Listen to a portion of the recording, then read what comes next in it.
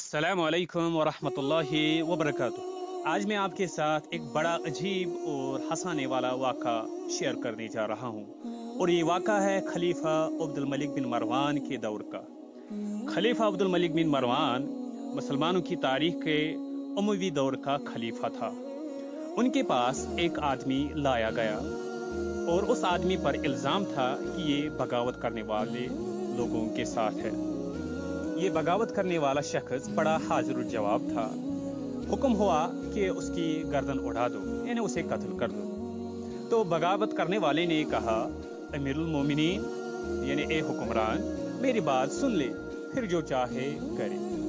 दरअसल बदला वो नहीं जो आप मुझे दे रहे हैं। खलीफा ने कहा, तुम्हारा बदला क्या है?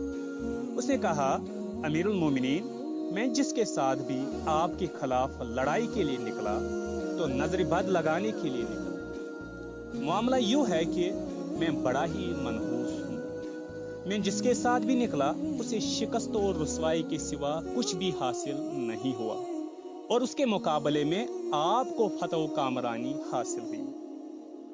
अगर सच पूछे तो मैं आपके दुश्मनों के साथ रहते हुए भी आपके हक में आपके लाखों खैर खाहों से बेहतर साबित हुआ हूँ। देखिए, मैं फलां के हमरा आपके खिलाफ लड़ाई के लिए निकला तो वो नेस्त नाबूद हुआ, उसके लश्कर के टुकड़े टुकड़े हो गए। मैं फलां के साथ निकला तो वो कत्ल हो गया। फलां के हमरा था तो उसे शिकस्त फाश हुई। इस तरह उसने कितने ही उमरा के हुक्मरानों के नाम गिनवाए जिनके साथ वो था और उन्हें शिकस्त हुई।